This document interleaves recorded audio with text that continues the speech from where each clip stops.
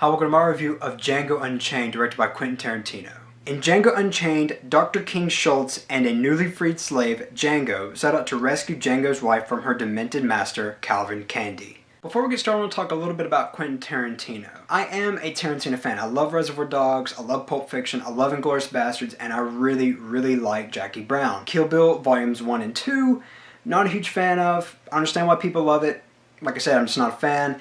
And Death Proof is a film I absolutely loathe. Love the first half, absolutely hate the second half. Now we have Django Unchained added to Quentin Tarantino's filmography. Now, Django was a film I was really looking forward to. It was probably one of my most anticipated films of the year for 2012. So I kind of went in with sort of, I guess, high expectations. I have to say, for the most part, they were met. Like pretty much all Quentin Tarantino's films, the acting is phenomenal. Django is no exception. Christoph Waltz, Leonardo DiCaprio give great performances. However, the standout, and I use this kind of word, I guess, as loosely because every single performance is pretty much a standout. Christoph Waltz, Leonardo DiCaprio, all standouts. But the true standout, in my opinion, is Samuel L. Jackson. Samuel L. Jackson gives the best performance he's given in over a decade. He really owns the screen, in my opinion. Truly had me laughing and enjoying every second he was on screen. Jamie Foxx gives a good performance as well, although he's not nearly as great as the other three. He does what he's supposed to do. That character's not meant to have that sort of charisma or character or personality. He is what he is, and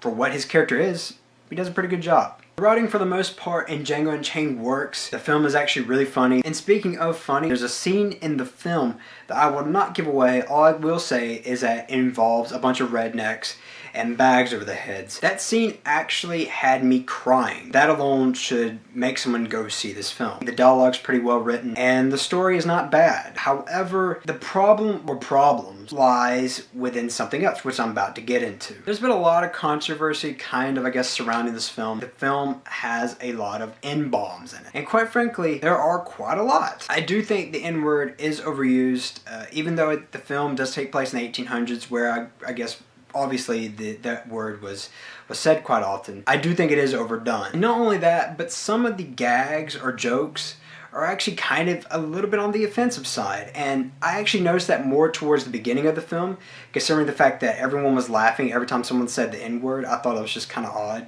I don't know. I couldn't really decide whether it was meant to be funny or meant to be serious or not. Regardless, I kind of felt uncomfortable. But after the first 30 minutes or so, that kind of went away.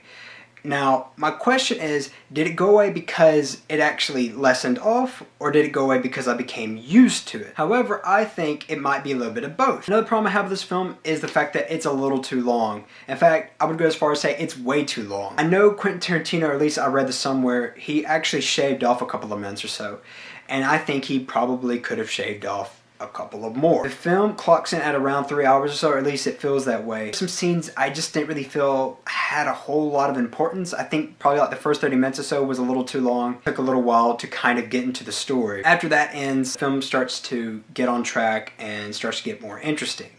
And I start to enjoy it more. Another problem I have with this film, although it's kind of a minor one, it's not a big deal for me, but the film doesn't really know what it wants to be.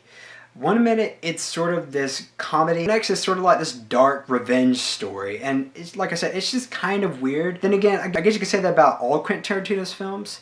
He doesn't really follow a specific formula, he just kind of does whatever he wants to do. That's Quentin Tarantino, so I mean, I don't know. Given that Django Unchained is a Quentin Tarantino film, you would probably guess there's a lot of violence. And you know what? There is. In fact, there's too much violence. It's a little overdone. In fact, it's kind of cartoony in a way. I don't know, it just kind of bothered me a little bit. I don't know, I'm not a big fan of gore, I guess, and I guess if you love gore, you'll probably love it. On the other hand, me, I didn't care much for it. Overall, I did enjoy Django Unchained. I know it sounds like I have a lot of problems with the film, but in all reality, I really don't. Things I do like about Django Unchained far outweigh the things I didn't. I give Django Unchained a very enthusiastic 4 out of 5. Thanks for watching.